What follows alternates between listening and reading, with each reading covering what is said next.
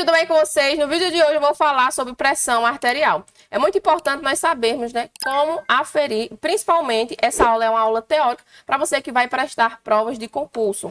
Vamos lá. Primeiro nós vamos preparar esse paciente, garantir que ele esteja ali em repouso durante esses 5 minutinhos em um ambiente silencioso, em um ambiente tranquilo, né, para que ele fique relaxado. Nós vamos evitar conversar com ele durante essa ferição, durante essa medição, e nós vamos verificar esses 3 pontinhos aqui. Nós vamos garantir que ele esteja com a bexiga esvaziada, que ele não esteja com vontade de urinar, para que não dê alteração nessa pressão arterial. Nós vamos verificar se ele praticou exercício nos últimos 90 minutos e nós vamos verificar também se ele ingeriu álcool, café ou fumou nos últimos 30 minutos, né?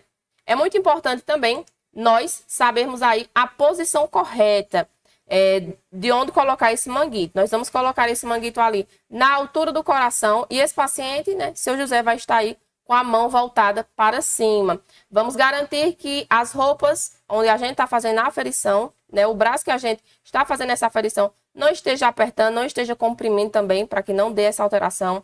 As costas e o antebraço dele devem estar apoiados, as pernas deles descruzadas e os pés apoiados aí no chão. E agora nós vamos colocar o manguito nesse paciente. Andressa, tem uma altura adequada? Sim. Nós vamos colocar aí, como a imagem está mostrando, né? De 2 a 3 centímetros acima da fossa cubital. E é muito importante esses valores que eu coloquei em vermelho, porque são valores que são cobrados, né? Às vezes eles trazem 4 centímetros, de 4 a 5 centímetros. Então, eles vão tentar nos confundir na cobrança nas provas. Então, é muito importante nós sabermos que a gente tem que posicionar aí esse manguito de 2 a 3 centímetros acima da fossa cubital desse paciente.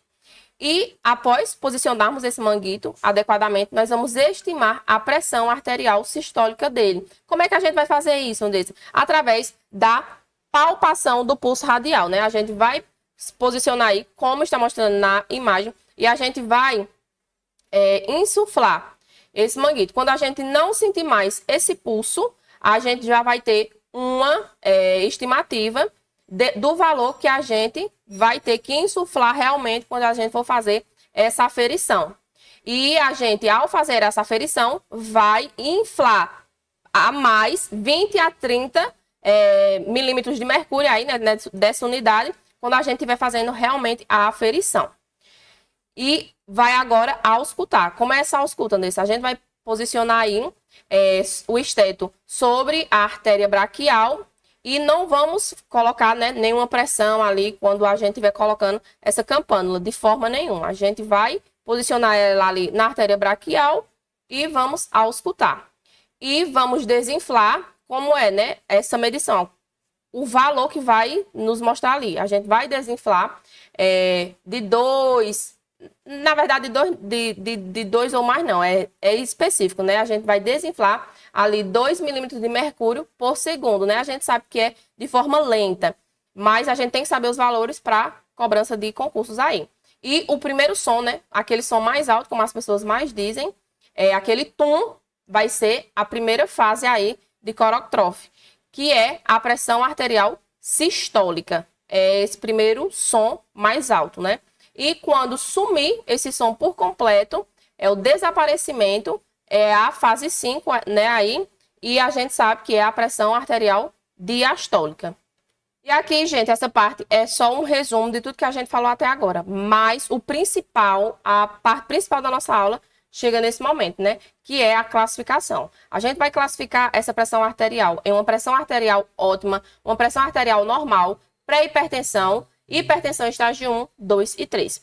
E essa pressão ótima, quais são os valores, Andressa, para ser considerada uma pressão arterial ótima? São valores menores que 12/8. Pronto. Você sabe que agora a pressão ótima é valores menores que 12/8.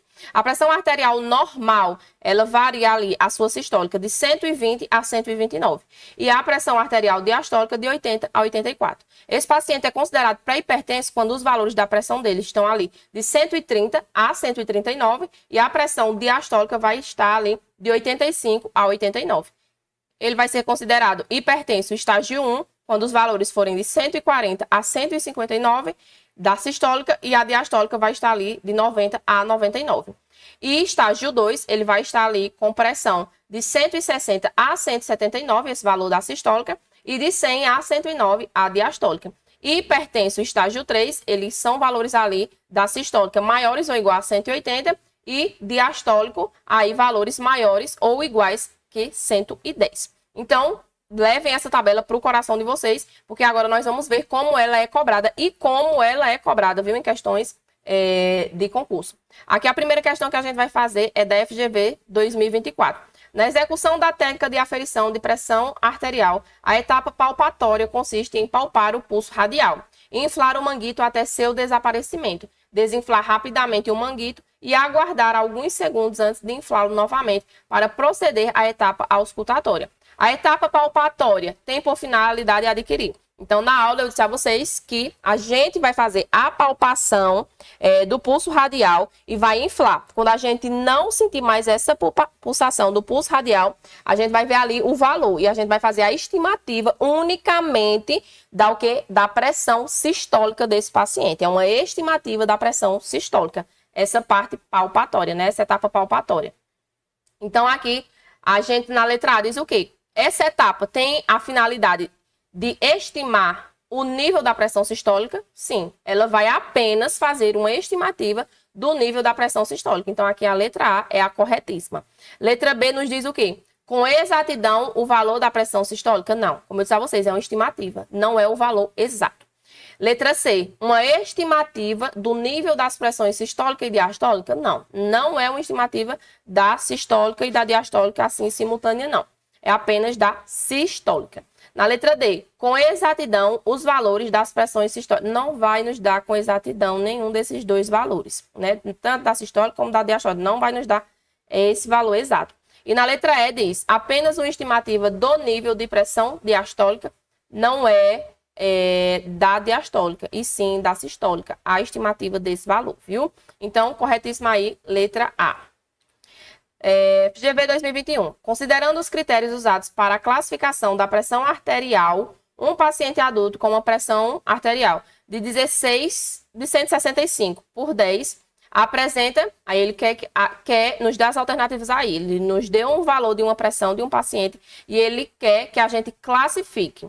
Aí a gente vai classificar aí como limítrofe. Andressa, o que é limítrofe? É quando esse valor, ele é como se fosse aí um sinônimo para pré-hipertensão. É um valor alto que está acima do valor de normalidade dessa pressão, porém não atingiu a hipertensão estágio 1, 2 ou 3. Está no limite. Está um valor alterado? Está, mas ainda não é considerado uma hipertensão. Então está ali no limite, né? Aí é considerado um valor limítrofe? Não. A gente sabe que esse valor que ele nos deu é uma hipertensão estágio 2. Eu já faço isso automaticamente por conta da tabela que eu criei a lógica na minha mente. Mas aqui para vocês que ainda estão treinando, nós vamos lá. Aí nós vemos a classificação, ó. Estágio 2, valores de 160 a 179 de sistólica. Ele nos deu aí esse valor 165, então está dentro desse intervalo. E valores de 100 a 110, a mínima, né? Que é a diastólica. Então, também está dentro desses valores. Então, assim, na minha mente, para mim saber a do estágio 2, aprenda a do estágio 3. Porque a gente sabe que são valores maiores que 180. Então, valores de 179 a 160, que é o estágio 2, vai estar no estágio 2. E valores de 159 a 140 é o estágio 1. Então, na minha mente eu criei mais ou menos aí essa lógica, não sei se vocês entenderam, mas foi assim, e é assim que eu classifico de forma bem rápida. Na próxima questão diz, um paciente de 30 anos acompanhado em ambulatório tem apresentado os seguintes valores de pressão arterial. Pressão arterial sistólica de 160 a 179 e pressão diastólica de 100 a 109 milímetros de mercúrio. Considerando os critérios estabelecidos pela Sociedade Brasileira de Cardiologia, esses valores são classificados como? A gente sabe que esse valor aí, mais uma vez, está em hipertensão estágio 2, né? Classificado como hipertensão estágio 2. Se fosse valores de 159 a 140, de 140 a 159, a gente sabia aí que era estágio 1. Se fosse valores de 139, de 13, né? De 130 a 139, a gente sabia aí que era um pré-hipertenso. Tá aqui, ó. Primeira, é pré-hipertensão? Não, não é. A pré-hipertensão a gente sabe, como eu disse a vocês, né? Vai de 130 a 139. Hipertensão estágio 1, a sistólica, vai de 140 a 159. A estágio 2 vai de 160 a 179. A estágio 3 são valores maiores ou iguais a 180. Hipertensão estágio 4 não existe. Então, aí, só pela sistólica, a gente já faria essa questão aí de forma bem rápida, né? FGV 2021 diz: um paciente adulto, 50 anos, apresentou valores seguidos de pressão arterial com a seguinte variação. A sistólica dele estava de 140 a 159 e a pressão arterial diastólica estava de 90 a 99, aí a variação, né? Então, considerando que foram seguidos os critérios de validação e confirmação preconizados pela Sociedade Brasileira de Cardiologia, esses valores indicam. Então, a gente sabe aí que esse paciente é um paciente de hipertensão estágio 1. E se fosse, aí nós vamos lá, pressão normal, letra A. Pressão normal a gente sabe aí que vai de valores de 120 a 129, a sistólica. A pressão pré-hipertensão, a gente sabe que vai de valores de 130 a 139. Hipertensão estágio 1, a sistólica, vai nos dar aí valores de 140 a 159. Hipertensão estágio 2, a gente sabe que vai de 160 a 179. Hipertensão estágio 3 são valores maiores que 180. Na maioria das vezes, como vocês estão vendo aqui na minha resolução de questões, eu pego apenas o valor da sistólica. Isso quer dizer que eu não sei da diastólica? Não, eu sei, mas eu pego apenas um valor para mim não confundir. Peguei da sistólica, vi que está variando nesse intervalo aí, eu já classifico. Então, esse paciente, ele é o quê? Hipertensão estágio 1, letra C, como vocês podem ver aí, ó. Valores de 140 a 159 e a diastólica variando aí de 90 a 99, né? Esses valores. Então, vamos lá, né? Mais uma questãozinha. Com base nas diretrizes brasileiras de hipertensão arterial, assinale a opção que indica a pressão arterial considerada normal para um jovem de 19 anos.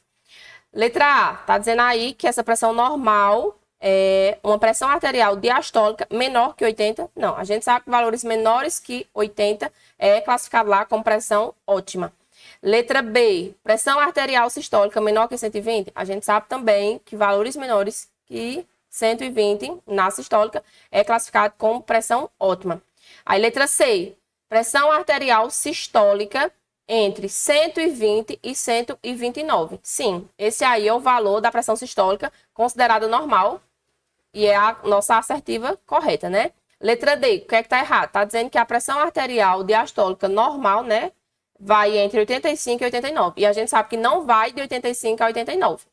Esse valor aí de 85 a 89 já é considerado pré-hipertenso. Valor normal vai de 84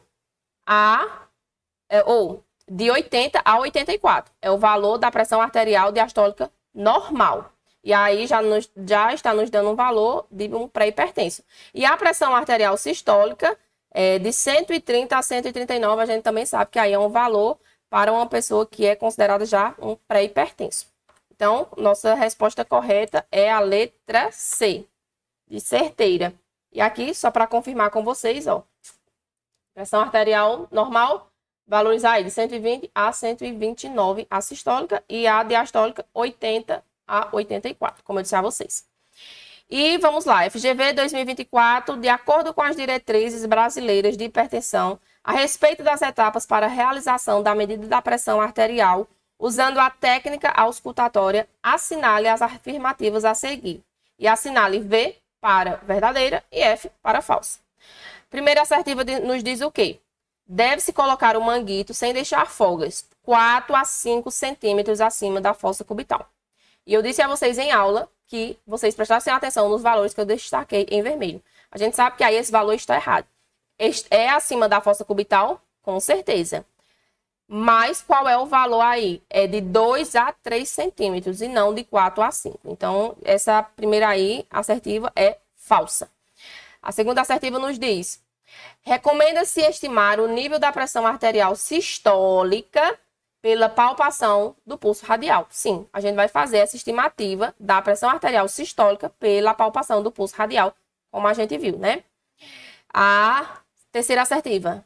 O manguito deve ser inflado rapidamente até ultrapassar 30 a 40 milímetros de mercúrio, o nível estimado da pressão arterial sistólica obtido pela palpação. Foi o que ele nos disse aqui nessa última. Ele nos disse que a gente vai, após fazer a palpação desse pulso radial, vamos supor que ali no 12, no 120, eu já não senti mais, eu já vi que eu não senti. Vi lá que o valor que eu parei de sentir foi 120. Então, após fazer essa estimativa, eu vou agora aferir para ir para a fase auscultatória. Vou até o 120. Quando eu chegar no 120, ele está dizendo que eu vou aí fazer de 30 a 40, né? Ultrapassar aí 30 a 40 milímetros de mercúrio, né? Mais duas pulsaçãozinhas. Só que não é de 30 a 40. A gente sabe que é de 20 a 30. Então, esse valor aí também está errado. Eu trouxe isso em aula. Então, nós temos aí como falsa, verdadeira, falsa. A resposta correta seria aí a letra B. Então, aqui, ó, eu trouxe para vocês o resuminho da nossa aula. O manguito, ele deve estar aí de 2 a 3 centímetros acima da fossa cubital. E na palpatória, na fase palpatória, a gente vai estimar essa pressão arterial, palpando o pulso radial, e vai inflar de 20 a 30 milímetros de mercúrio acima do valor estimado. A gente estimou o valor de 120. Pronto, quando a gente for fazer, a gente vai inflar aí de 20 a 30 milímetros de mercúrio acima do valor que a gente estimou. E na questão ele disse de 30 a 40, né? O que nos dá aí como essa assertiva errada. Muito obrigada por ter assistido a aula até aqui. Beijo e até o nosso próximo vídeo.